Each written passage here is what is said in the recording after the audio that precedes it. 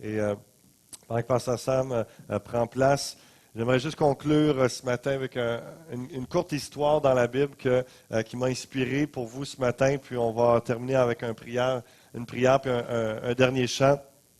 Donc, et alors que je vais raconter cette histoire et lire quelques bouts, rappelez-vous aussi, il y a des parallèles intéressants lorsque j'écoutais Pasteur Samuel parler. Il y a des parallèles intéressants qui se font avec cette histoire ce matin. Et là, c'est dans Actes chapitre 10, ceux qui ont leur Bible, vous pouvez suivre, sinon simplement être attentifs ce matin. Et puis, c'est l'histoire d'un homme qui s'appelle Corneille. C'est comme le chanteur populaire, là. Donc, c'est encore d'actualité. Il y avait à Césarée un homme nommé Corneille, centenier dans la cohorte dite italienne. Cet homme était pieux et craignait Dieu avec toute sa maison. Il faisait beaucoup d'aumônes, ça veut dire des dons, des offrandes aux pauvres, au peuple, et priait Dieu continuellement. Vers la 9e heure du jour, il vit clairement dans une vision un ange de Dieu qui entra chez lui, qui lui dit « Corneille ». Les regards fixés sur lui, il saisit d'effroi, il répondit « Qu'est-ce, Seigneur ?» Et l'ange lui dit « Tes prières et tes aumônes sont montées devant Dieu, et il s'en est souvenu. Envoie maintenant des hommes à Joppé et fais venir Simon, surnommé Pierre. Il est logé chez un certain Simon Corroyeur, dont la maison est près de la mer. Rappelez-vous ça en période estivale, près de la mer. Quel endroit. Et comprenez ceci. Corneille, c'est un homme pieux, c'est un homme qui était croyant, qui respectait, qui honorait Dieu. Ça nous dit dans le texte que c'est un païen, c'est un non-juif, mais qui croyait le Dieu des Juifs. Et il donnait aux pauvres, il aidait même les Juifs dans la pauvreté. Et ça nous dit qu'il prie à 3 heures de l'après-midi, à 9 heures. Donc, pour nous, c'est 3 heures de l'après-midi. Et c'était l'heure des Juifs pour la prière. Donc, non seulement il avait la croyance des Juifs, mais il avait aussi la pratique. Et puis, donc, on voyait réellement que cet homme-là aimait Dieu. Tout ce qu'il connaissait du Dieu créateur, c'était par les Juifs qu'il entendait. Il vénérait, il adorait ce Dieu. Et, comme je dis, il donnait aux pauvres. Et ça me fait tellement penser à ces croyants aujourd'hui au Québec. Il y en a plein de gens qui prient, qui aiment le Seigneur, qui vont à l'Église et puis même qui aident les pauvres, font du bénévolat dans toutes sortes d'organismes. Et Dieu leur dit, il vous manque juste une chose, j'apprécie ce que tu fais, tu es agréable pour moi. Et comme Corneille, un ange lui est révélé, c'est révélé à lui, pourquoi? Parce qu'il y avait un message particulier, et c'était au travers de l'apôtre Pierre que ce message-là, pour combler à ce qui manquait, parce qu'il n'était pas sauvé, il n'était pas encore un enfant de Dieu, c'était simplement un croyant. Combien de gens aujourd'hui, combien de Québécois, ce sont de bons croyants, ce sont des gens qui croient en Dieu, qui aiment même Jésus, mais ils ne réalisent pas à quel point ce qu'il a fait pour lui, et il manque un ingrédient essentiel à leur vie chrétienne pour être réellement appelé enfant de Dieu, d'avoir l'assurance, et c'est ce qu'on va voir dans quelques instants avec l'histoire, la suite de cette histoire. Et le but de ce message, c'est un peu comme Corneille, sa prière devant Dieu était probablement à cause de la réponse qu'on va voir au travers de ce que Dieu dit au travers de Pierre. C'était Seigneur, je veux te connaître. Oh Dieu, je veux te connaître. Et il faisait tout comme les Juifs, mais il savait qu'il n'était pas juif, donc il n'était pas un enfant de Dieu, il ne faisait pas partie du peuple. Et on voit probablement que dans son cœur, c'était, est-ce que je suis un enfant de Dieu? Est-ce que je fais partie de la gang? Est-ce que je fais partie de la famille de Dieu? Avec tout ça, il aimait, il faisait tout ça de bon cœur. Et Dieu lui parle pour lui donner sa réponse. Et combien de gens, peut-être ce matin, et dans cette ville et cette province, combien de gens se questionnent, ils n'ont pas l'assurance de réellement, lorsqu'ils vont mourir, d'aller rejoindre Dieu, savoir est-ce que je suis réellement un enfant de Dieu. Mais la réponse de Dieu à Corneille va être bonne pour vous aussi ce matin. Et donc l'histoire est vraiment, on voit le synchronisme de Dieu, un peu comme Pasteur Sam racontait, en jeûne et prière, il prie pour un nouveau bâtiment et tout s'orchestre. Lorsqu'il revient, il y a une lettre sur son bureau et Dieu a synchronisé, orchestré les choses. Il y a un timing de Dieu. Et donc, la même chose, il y a cette révélation de l'ange à Corneille pendant qu'il prie. Et donc, il envoie 2 de ses serviteurs avec un soldat romain qui va escorter probablement les 2 serviteurs pour s'assurer que le pèlerinage se fait bien vers l'apôtre Pierre. Et lui, le lendemain, midi, avant que ces 3 hommes-là arrivent à sa maison, lui, il a faim. Il demande probablement à Simon ou à son épouse, est-ce qu'il reste du steak, est-ce qu'il reste quelque chose à manger? J'ai faim, peut-être des poissons, oui, de la salade, des patates, ça va être très bon. Mets ça ensemble, prépare-moi ça s'il vous plaît, je vais aller prier sur la terrasse. Et il monte sur la terrasse, le timing de Dieu, c'est qu'alors que lui est en prière, les hommes s'en viennent. Pierre, il n'a aucune idée de ce qui s'en vient. Mais Dieu lui parle, le prépare dans son cœur pour le message et de ce qui s'en vient. Et donc, il est sur la terrasse, donc sur le toit. À l'époque, c'était comme ça en Israël. Et puis, c'était plus frais, imaginez, sur le bord de la mer, très inspirant pour la prière aussi. Et donc, il se met à prier, tout d'un coup, tombe en extase. C'est-à-dire qu'il y a une vision qui est là et vraiment un message de Dieu qui lui parle. Et il y a cette nappe qui descend. Et puis, comprenez, il y a tout, encore une fois, le synchronisme, l'orchestration de Dieu. Il a faim, il va manger. Puis là, il y a une nappe qui descend avec des animaux, toutes sortes d'animaux, des quadrupèdes. Et il y a une voix qui se fait entendre à Pierre. Pierre, tue et mange. Hein? Il y a un pique-nique qui s'en vient, tu as faim, tue et mange. Il y a tout un contexte qui est là. Et là, Pierre dit, non, ce sont des animaux impurs. Jamais j'ai mangé d'animaux souillés, d'animaux impurs. Non, Dieu, je ne le ferai pas. Je fais une petite parenthèse. Combien, aujourd'hui, des fois, on sait que Dieu dit quelque chose. Il est écrit dans la Bible, il nous parle. Puis nous, on persiste à croire notre conviction, à garder notre pensée. Est-ce qu'on peut faire un switch pour dire, croire Dieu, et laisser Dieu nous parler et dire, Dieu, si c'est toi qui le dis dans ta parole, je le crois, je l'accepte et je lui obéis. Et Pierre lutte par 3 fois, la voix se fait entendre et vraiment la répétition 3 fois montre l'insistance du message qui est là. Et Pierre, tue et mange. Non, Dieu, j'ai jamais rien mangé d'impur, de souillé. J'ai pas le droit. Les Juifs, dans leur loi, n'avaient pas le droit de manger ces animaux impurs. C'est ce qui montrait qu'ils étaient séparés des autres peuples. Et tout d'un coup, ça disparaît. Et alors que l'apôtre Pierre est en train de réfléchir à la vision, c'est de comprendre et de... Qu'est-ce que Dieu veut dire par ça? C'est troublant, là. Il n'a pas le droit de faire ça en tant que Juif. Et tout d'un coup, les 3 hommes arrivent, frappent à la porte. Et là, l'Esprit dit à Pierre, il y a 3 hommes qui sont à la porte, c'est pour toi, suis-les sans hésiter. Et c'est vraiment intéressant parce que là, Pierre arrive à la porte et les hommes questionnent, est-ce qu'on est bien chez Simon le Corroyeur? Est-ce que Pierre est là? Et Pierre dit, oui, c'est moi. Qu'est-ce que vous voulez? Qu'est-ce que je peux faire pour vous? Et déjà, il est préparé, imagine l'encouragement des serviteurs de voir qu'il est déjà disposé pour tout essayer de le convaincre de l'histoire. Mais pourquoi vous êtes là? Qu'est-ce que vous voulez? Il raconte l'histoire, la révélation de l'ange à Corneille et puis que Pierre est appelé à venir leur donner un message. Et déjà, si Dieu n'avait pas préparé le terrain, s'il n'avait pas expliqué, par l'image, la représentation, c'était qu'on a Corneille, qui est un homme païen, un non-juif, donc aux yeux des Juifs, un impur.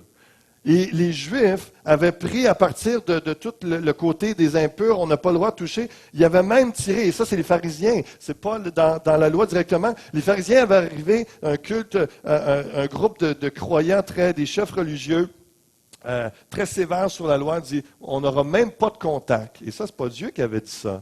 C'est pour ça que Dieu a eu besoin, par une révélation d'un ange, de parler à l'apôtre Pierre, de dire il n'avait même pas le droit d'entrer en contact avec des non-juifs, de parler avec eux, de manger. Donc déjà, si Pierre n'avait pas reçu ce message de Dieu de tue et mange et ne considère pas impur ce que moi je considère pur, c'était la parole qui a été donnée par 3 fois à l'apôtre Pierre. Il n'aurait même pas parlé avec ces hommes à la porte, il ne les aurait pas suivis.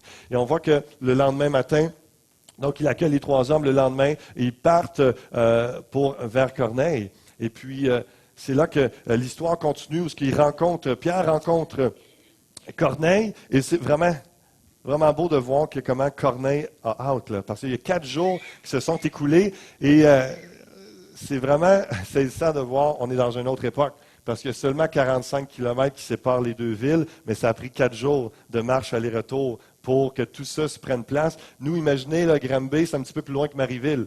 Moi, ça me prend 4 heures, 4 heures et demie en course faire ça. Donc, c'est un 42, c'est un petit peu plus qu'un marathon. Donc, mais eux, ils ont pris 4 jours de marche et puis reviennent en auto. On comprend, on fait ça dans la même journée. Et puis, 4 jours plus tard, là, imaginez, Corneille a tellement hâte d'avoir Pierre. Qu'est-ce qu'il va nous dire? Qu'est-ce qu'il va nous dire? Et il sait que c'est Dieu. Il y a un ange qui lui est apparu, c'est Dieu qui va lui parler. Et comprenez l'attitude de Corneille. Et je prie qu'il y en ait quelques-uns ce matin qui aient ce désir d'entendre la parole de Dieu, de désir, qu'est-ce que Dieu veut me dire à moi? Et c'est là qu'on entend Dieu nous parler et faire une différence dans notre vie, lorsqu'on a cette foi et cette attente que Dieu parle. Et à partir du verset 24, donc ils arrivèrent à Césarée le jour suivant. Corneille les attendait et avait invité ses parents et ses amis intimes. Lorsqu'on sait que Dieu va nous parler, lorsqu'on est touché avec la bonne nouvelle, et j'espère que ça fera l'effet ce matin dans vos cœurs, qu'il y a une joie de ce que vous avez entendu, ce que vous allez entendre comme message, et que vous avez envie d'inviter ceux que vous aimez pour qu'ils entendent cette bonne nouvelle de Jésus-Christ. Et c'est le message de l'apôtre Pierre. Lorsque Pierre entra, Corneille, qui était allé au-devant de lui, tomba à ses pieds et se prosterna, mais Pierre le relevant en disant, « Lève-toi, moi aussi je suis un homme. » Je ne suis pas un ange, je suis un homme. Et en conversant avec lui, il entra et trouva beaucoup de personnes réunies. Vous savez, leur dit-il, qu'il est défendu à un juif de se lier avec un étranger ou d'entrer chez lui. Mais Dieu m'a appris à ne regarder aucun homme comme souillé et impur. C'est pourquoi je n'ai pas eu d'objection à venir, puisque vous m'avez appelé. Je vous demande donc pour quel motif vous m'avez envoyé chercher. Comprenez ici que si vous arrivez avec le questionnement de dire, est-ce que je peux faire partie de la famille de Dieu? Est-ce que je peux être un membre de l'Église du Seigneur? Est-ce que je peux vraiment, est-ce que je suis correct ou je fais partie des impurs, de ceux qui, des injustes? Dieu vous dit que dans le message de l'Évangile de la Bonne Nouvelle, Jésus-Christ a payé le prix à la croix pour que tous ceux qui viennent à Jésus-Christ avec la foi reçoivent le pardon de leurs péchés, reçoivent cet accueil du Père qui dit, oui, c'est accessible que tu entres dans la famille de Dieu, c'est possible. Et c'est ça la beauté du message. Tu as un homme, Corneille, avec toute sa famille, qui aime Dieu, qui cherche Dieu, mais pour eux, c'est comme, j'ai pas le droit d'entrer dans la famille de Dieu. Et est-ce que je peux, pourtant, Dieu, tout son questionnement, est-ce que je t'ai agréable? Est-ce que je te suis agréable? Et Dieu lui dit, oui, tu m'es agréable. Et tellement que voici, il te manque juste un petit quelque chose pour entrer dans ma famille. Et voici, c'est quoi? Donc, Pierre demande à Corneille, pourquoi tu m'appelles, qu'est-ce que tu veux savoir? Il fait juste lui dire, il rappelle l'histoire, l'ange m'est apparu, va chercher Pierre, il y a quelque chose à te dire. Et donc, au verset 33, aussitôt, j'ai envoyé vers toi et tu as bien fait de venir. Maintenant donc, nous sommes tous devant Dieu. Tellement convaincu que Pierre va lui donner un message de Dieu, pour entendre tout ce que le Seigneur t'a ordonné de nous dire. Alors Pierre, ouvrant la bouche, dit, en vérité, je reconnais que Dieu ne fait point exception de personne, pas de favoritisme, mais qu'en toute nation, celui qui le craint, qui pratique la justice, lui est agréable. Même jusqu'au Québec, les Grambiens et toutes les villes environnantes de ce monde, le message est pour vous. Il a envoyé la parole aux fils d'Israël en leur annonçant la paix par Jésus-Christ, qui est le Seigneur de tous. Comprenez que depuis la création du monde, depuis le péché qui est entré par Adam, il y a cette séparation de l'humanité avec Dieu. On est en chicane. Dieu, il y a une colère à cause de nos fautes, de nos péchés. Mais par Jésus-Christ, par notre foi en lui, il y a une paix qui est restaurée. Parce que tant qu'on ne reçoit pas Jésus-Christ, qu'on n'accepte pas le pardon de nos péchés en Jésus-Christ, il y a cette colère. Dieu n'est pas en paix avec nous. Vous pouvez penser être en paix avec Dieu. Mais la Bible dit que Dieu n'est pas en paix avec vous tant que vous n'avez pas reçu le pardon de vos péchés en Jésus-Christ. Donc, c'est vraiment ça la différence. Mais par Jésus-Christ, il y a cette paix qui est là. Il a envoyé la parole aux fils d'Israël en leur annonçant la paix par Jésus-Christ qui est le Seigneur de tous. Vous savez ce qui est arrivé dans toute la Judée après avoir commencé en Galilée à la suite du baptême que Jean prêchait. Vous savez comment Dieu a oint du Saint-Esprit de force Jésus de Nazareth, qui allait de lieu en lieu faisant du bien et guérissant tous ceux qui étaient sous l'empire du diable, car Dieu était avec lui. Encore ce matin, si vous avez des chaînes, des liens, une oppression du diable parce que vous avez touché à toutes sortes de choses occultes, ou vous avez quelconque dépendance, drogue, alcool, Jésus est ressuscité, il est puissant, il est encore là pour briser toute emprise de l'ennemi sur vos vies. Et je prie que vous criez à lui, que vous vous appelez par la foi son nom, que vous le demandiez qu'au nom de Jésus-Christ, vous soyez libérés. Vous pouvez l'être ce matin. C'est juste à le demander. Il y a encore un Jésus puissant qui est là pour intervenir dans votre vie. Et ça continue en disant, nous sommes témoins de tout ce qu'il a fait dans le pays des Juifs et de Jérusalem. Ils l'ont tué en le pendant au bois. Dieu l'a ressuscité le 3e jour et il a permis qu'il apparût, non à tout le peuple, mais aux témoins choisis d'avance par Dieu. À nous qui avons mangé et bu avec lui après qu'il fut ressuscité des morts.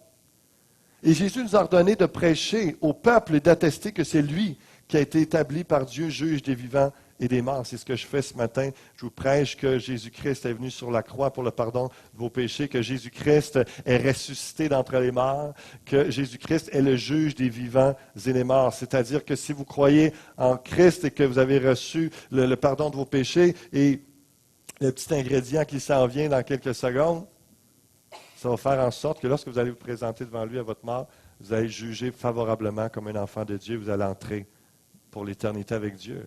Mais si vous avez refusé de croire en Jésus-Christ, vous allez avoir un jugement défavorable après votre mort. Et donc, vous allez être séparé de Dieu pour l'éternité. C'est ça que ça veut dire, jugeant. Dieu juge des vivants et des morts. Tous les prophètes rendent de lui le témoignage que quiconque croit en lui reçoit par son nom le pardon des péchés. Je vais juste vous lire un petit bout du livre de Pasteur Sam par rapport, parce que peut-être qu'il y en a qui s'associent moins à Corneille, de dire, moi, je ne suis pas tellement le gars qui donne aux pauvres, qui est gentil, qui prie, qui croit.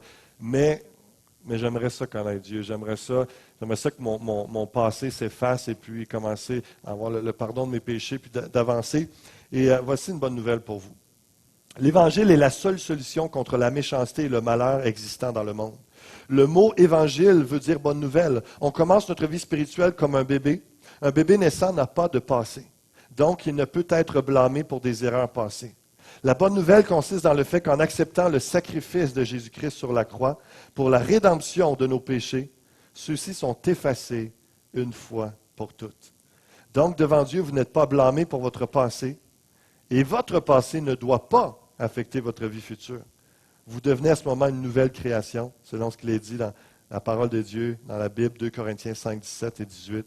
Si quelqu'un est en Christ, il est une nouvelle création. Les choses anciennes sont passées. Voici toutes choses sont devenues nouvelles. Et tout cela vient de Dieu qui nous a réconciliés avec lui par Christ et qui nous a donné le ministère de la réconciliation.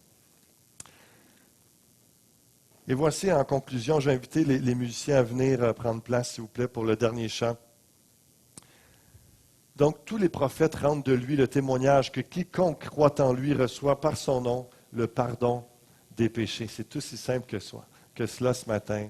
On va faire une prière ensemble dans quelques instants, tirée du livre de Pasteur Sam, justement, encore une fois, pour honorer cet homme et cette œuvre littéraire. Et c'est aussi simple que de croire dans le nom de Jésus-Christ pour le pardon de nos péchés. Reconnaître qu'il avait besoin d'aller à la croix à notre place. Reconnaître qu'on a besoin d'être pardonné de nos péchés pour retrouver cette paix avec Dieu et être appelé enfant de Dieu. Et alors qu'on fait ça, voici ce qui prend place. Et comprenez, imaginez, il y a Corneille, sa famille, tous ses amis proches qui sont là, et eux sont suspendus aux lèvres de l'apôtre Pierre, buvant toutes les paroles que Dieu leur dit au travers de cet homme. Et il est là. Parce que oui, je prie, oui, je vais à l'église, oui, je reconnais que le Christ, le Messie, tout ça, OK, je crois en ça, c'est ça. Il manquait la foi dans le Christ pour que le Saint-Esprit vienne en lui. Il manquait le Saint-Esprit pour la nouvelle naissance. Combien de gens sont stériles, il manque quelque chose? C'est des orphelins, c'est des gens qui sont toujours le questionnement, est-ce que je suis un enfant de Dieu? Est-ce que je suis correct? Ils n'ont pas la conviction d'être appelés enfants de Dieu. Mais c'est seulement lorsque le Saint-Esprit vient habiter en toi, après ta confession que Jésus-Christ est le Fils de Dieu, qu'il est le seul qui peut pardonner tous mes péchés, c'est à ce moment-là que le Saint-Esprit vient habiter en toi et que tu peux être appelé enfant de Dieu. Puis tu as une conviction de l'intérieur. Le Saint-Esprit témoigne à ton esprit que tu es enfant de Dieu. Parce que voici qu'est-ce que la fin de l'histoire nous dit. Quiconque croit en lui reçoit par son nom le pardon des péchés. Aussitôt qu'ils disent ça, c'est comme si ceux qui écoutaient, ils étaient tellement prêts. Ben oui, on y croit. Comme Pierre prononçait encore ces mots, le Saint-Esprit descendit sur tous ceux qui écoutaient la parole. Tous les fidèles circoncis qui étaient venus avec Pierre furent étonnés de ce que le don du Saint-Esprit était aussi répandu sur les païens, les non-juifs, car ils les entendaient parler en langue et glorifier Dieu. Alors Pierre dit, peut-on refuser l'eau du baptême à ceux qui ont reçu le Saint-Esprit aussi bien que nous? Et il ordonna qu'ils fussent baptisés au nom du Seigneur, sur quoi ils le prièrent de rester quelques jours auprès d'eux. C'est l'histoire dans Acte 10. Vous pouvez aller vérifier l'histoire en entier, comme je l'ai raconté ce matin. L'importance de cette confession, on va faire une prière ensemble dans quelques instants. Je vais vous inviter à répéter par la foi avec sincérité. Et ce que le Saint-Esprit va faire lorsqu'il habite en vous, c'est de vous convaincre que vous êtes un enfant de Dieu.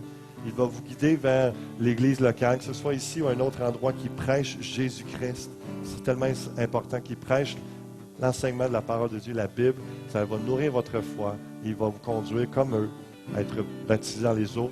Parce que lorsqu'on passe par le baptême d'eau, ça nous identifie au corps de Christ. Et qu'est-ce que Corneille voulait savoir principalement, je le crois dans son cœur, c'est est-ce que je suis agréable à toi? Est-ce que je suis ton enfant? Est-ce que je fais partie du peuple de Dieu? Et lorsqu'on passe par les eaux du baptême, on le déclare officiellement à tous que je crois, je suis persuadé, le Saint-Esprit habite en moi, que je suis un enfant de Dieu et je le témoigne devant toute l'Église et je m'engage à suivre Christ.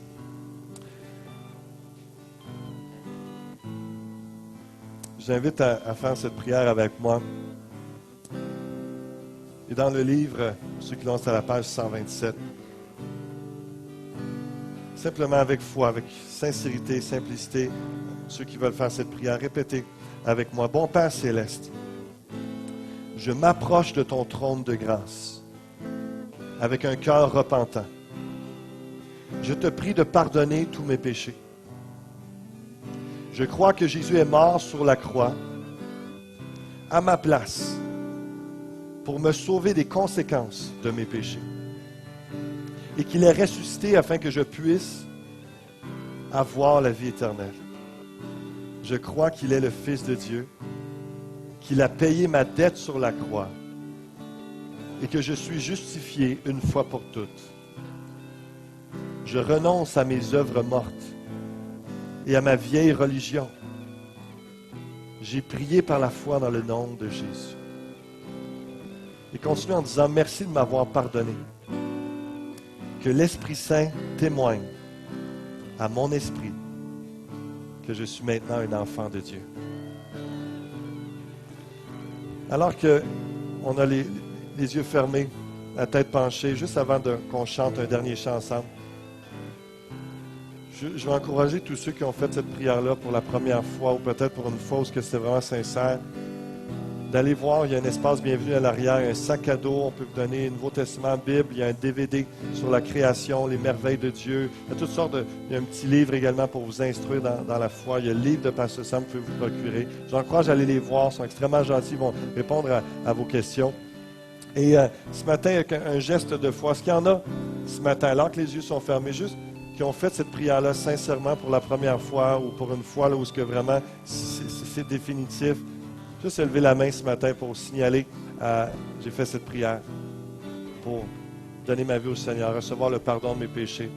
S'il y en a qui ont fait cette prière-là ce matin, juste lever la main et aller voir tantôt les gens à l'arrière. 2 personnes que je vois. Merci Seigneur.